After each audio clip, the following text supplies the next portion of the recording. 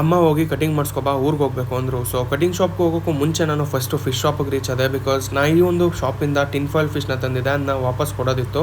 So ಕವರ್ಗೆ pack ಮಾಡಿಕೊಂಡು ಫಿಶ್ನ ವಾಪಸ್ ಕೊಟ್ಬಿಟ್ಟು ಬಂದು ಗಾಡಿನ ಪಾರ್ಕ್ ಮಾಡಿ ಮನೇಲಿರೋ ಅಕ್ವೇರಿಯಮ್ನ ವಾಶ್ ಮಾಡಿದೆ. ಆ್ಯಂಡ್ ಈ ಒಂದು ಚಿಕ್ಲೆಟ್ ಫಿಶ್ಗಳು ಆ ಒಂದು ಟಿನ್ ಫಾಯಿಲ್ ಬಾಬ್ನ ಸ್ವಲ್ಪ ಅಗ್ರೆಸಿವ್ ಆಗಿ ಟ್ರೀಟ್ ಮಾಡ್ತಾ ಇತ್ತು. ಸೊ ಅದೇ ರೀಸನ್ಗೆ ವಾಪಸ್ ಮಾಡಿದ್ದು. ಆ್ಯಂಡ್ ಅಲ್ಲಿಂದ ನಾನು ಮನೆಯಲ್ಲಿ ಮಲ್ಕೊಳ್ಳೋದಕ್ಕೆ ತುಂಬಾ ಟ್ರೈ ಮಾಡಿದೆ, ಬಿಕಾಸ್ ಬೆಳಗ್ಗೆ ಟ್ರಾವೆಲ್ ಇದೆ ಅಂತ.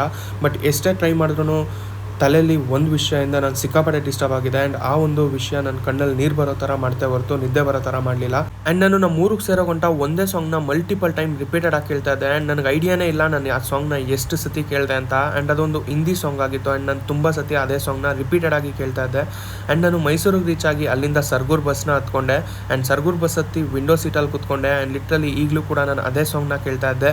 ಆ್ಯಂಡ್ ಈ ಒಂದು ಬಸ್ ಮೂವ್ ಆಗಿ ಮೈಸೂರನ್ನ ಬಿಡೋದಕ್ಕೆ ಸ್ಟಾರ್ಟ್ ಆಗಿತ್ತು. ಆ್ಯಂಡ್ ಮೈಸೂರಿಂದ ಸ್ವಲ್ಪ ಹೊತ್ತು ಟ್ರಾವೆಲ್ ಮಾಡಾದ್ಮೇಲೆ ನಾನು ಸರ್ಗೂರಿಗೆ ರೀಚ್ ಆದೆ. ಆ್ಯಂಡ್ ಬೆಳಗ್ಗೆಯಿಂದ ಏನೂ ತಿಂದಿರಲಿಲ್ಲ. ಸೊ ನಾಷ್ಟಕ್ಕೆ ಅಂತ ಒಂದು ದೋಸೆನ ತೊಗೊಂಡು ತಿಂದೆ. ಆ್ಯಂಡ್ ದೋಸೆನ ತಿಂದಾದ್ಮೇಲೆ ಕೈ ತೊಳ್ಕೊಂಡು ಏನು ಸೌಂಡು ನೋಡೋಣ ಅಂತ ಈಚೆ ಬಂದಮೇಲೆ ಗೊತ್ತಾಗಿದ್ದು ಇವತ್ತು ಸುದೀಪ್ ಸರ್ ಬರ್ಡೇ ಅಂತ. So happy birthday Sudeep sir ಅಂತ ಹೇಳಿ ಈ ಒಂದು ವಿಡಿಯೋನ ಎಂಡ್ ಮಾಡ್ತಾ ಇದ್ದೀನಿ. ಸೊ ಇಷ್ಟ ಆಯಿತು ಅಂದರೆ ಲೈಕ್ ಮಾಡಿ.